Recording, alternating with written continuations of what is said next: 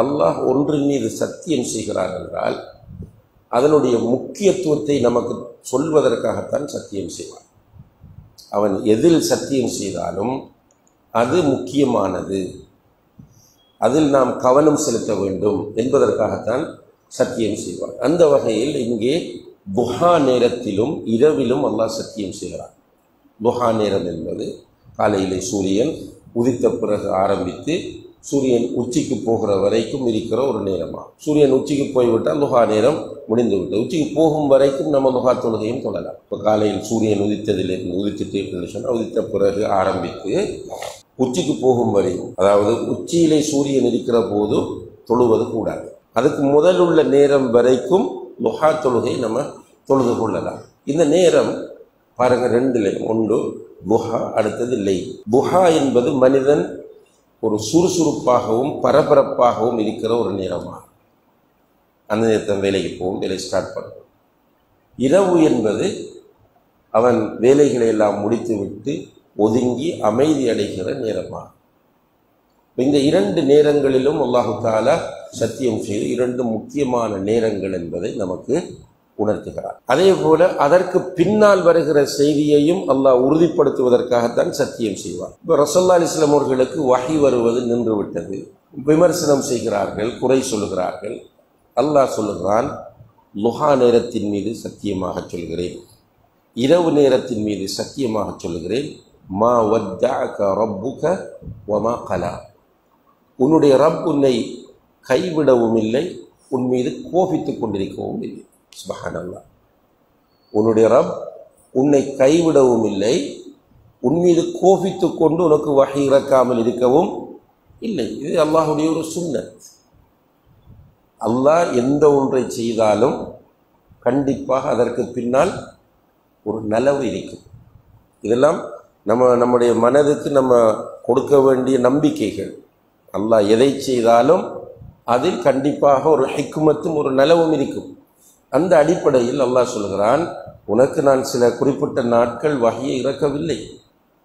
அப்படி வஹியை இறக்கவில்லை என்று சொன்னால் நீ நினைத்து கொள்ளக்கூடாது உன்னுடைய ரப் உன்னை கைவிட்டு விட்டான், உன்னோடு கோபமாக இருக்கிறார் என்று. இல்லை, சத்தியமாக சொல்கிறேன், துஹா நேரத்தின் மீது சத்தியமாக சொல்கிறேன், இரவு நேரத்தின் மீது சத்தியமாக சொல்கிறேன், உன்னுடைய ரப் உன்னை கைவிடவும் இல்லை, உன் மீது கோபத்தோடும் இல்லை.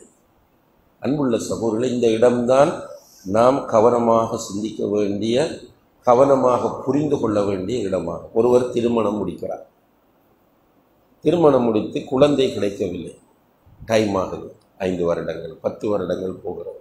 விரக்தி அடைய தேவை, கைவிட மாட்டான் அல்லாஹ். நம்ம அல்லாஹ்வோடு இருந்தால், நாம் அல்லாஹ்வோடு தொடர்போடு அவனுக்கு விசுவாசமாக அவனுக்கு உண்மையாக நாம் இருந்தால் அல்லாஹ் நம்மை கைவிட மாட்டான். எனவே நமக்கு நம்பிக்கை இருக்க வேண்டும், அல்லாஹ் தருவார், எனக்கு குழந்தை அல்லாஹ் தருவார். கடைசி வரைக்கும் தரவில்லை என்று வையுங்கள், அதில் நமக்கு நலவு இருக்குமா கெடுதி இருக்குமா? கண்டிப்பாக நலவு தான் இருக்கும். அதே போல தான் ஒரு பிஸ்னஸில் இன்வெஸ்ட் பண்ணுறோம், ப்ராஃபிட்டே இல்லை, தொடர்ச்சியாக லாஸ்ட்லேயே போகிறது. அல்லாஹ் கைவிட்டு விட்டான் என்று விரக்தி அடைய தேவையில்லை. அதில் ஏதோ ஒரு நலவை அல்லாஹு தஆலா வைத்திருப்பார். இப்படியாக இந்த உலகத்தில் நமக்கு எது நடப்பதற்கு தாமதமானாலும், இப்போ குழந்தை மகள் ஒன்று இருக்கிறாள், திருமண வயதாகிவிட்டது, இன்னும் திருமணம் முடிக்கவில்லை. மகன் இருக்கிறார், அவருக்கு இன்னும் ஒரு மணமகள் செட் ஆகவில்லை. விரக்தி அடைய வேண்டாம், மன உளைச்சலுக்கு உள்ளாக வேண்டாம். இது குர்ஆன் சொல்லுகிற செய்தி. நம்முடைய ரப்பை நாம் ஈமான் கொண்டிருக்கிறோம், நம்முடைய ரப் நம்மோடு இருக்கிறாங்க. ஹிஜ்ரத் போகும்போது ரசூலுல்லாஹி அலைஹி வஸல்லம் அவர்களும் அபூபக்கர் தனியாக போகிறாங்க, சௌர் குகையில் தங்கியிருக்கிறார்கள். தங்கியிருக்கும் போது எதிரிகள் வந்து குகையை சூழ்ந்து கொள்கிறார்கள். அபூபக்கர் அவருடைய கண்களால் கண்ணீர் வடிகிறது, அழுகிறார்கள். ரசூலுல்லாஹி அலைஹி வஸல்லம் கேட்டாங்க, அபூபக்கரை எதுக்கு அழுறீங்க?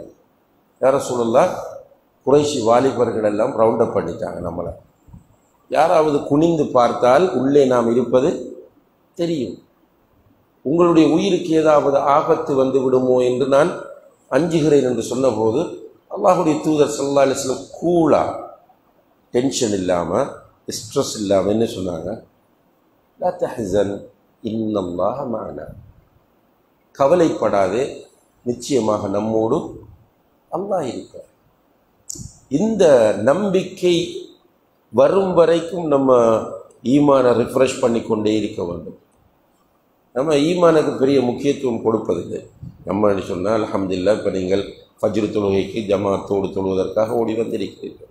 இதில் சிலர் தஹஜ்ஜத்தும் தொழுது விட்டு வந்திருப்பீர்கள். ஆனால் பெரும்பாலான மக்களை நீங்கள் பார்த்தா தூங்கிட்டு இருப்பாங்க ஊருக்குள்ளே போய். அப்போ அவங்களுக்கு ஸ்ட்ரெஸ் வரத்தான் செய்யும். ஆனால் என்னால் ஃபஜ்ர் தொழுகை என்பது ஒரு பரக்கத்தான தொழுகை. இந்த தொழுகையை தொழுகிறவர் ஃபீ திம்மத்தில்லாஹ், அல்லாஹுடைய பொறுப்பில், அல்லாஹுடைய பாதுகாப்பில் இருப்பார். ஃபஜ்ர் தொழுகையை தொழுபவர் அல்லாஹுடைய பொறுப்பில், அல்லாஹுடைய பாதுகாப்பில். இதற்கு அறிஞர்கள் விளக்கம் சொல்லும்போது சொல்கிறார்கள், இப்போ ஃபஜ்ர் தொழுகையை தொழுத ஒருவரை ரோட்டில் வச்சு ஒருவர் அநியாயம் செய்ய வருகிறார். இந்த நேரத்தில் அந்த அநியாயம் செய்ய வருகிறவரை அல்லாஹ் பார்த்து கொள்வார். ஏன் தெரியுமா?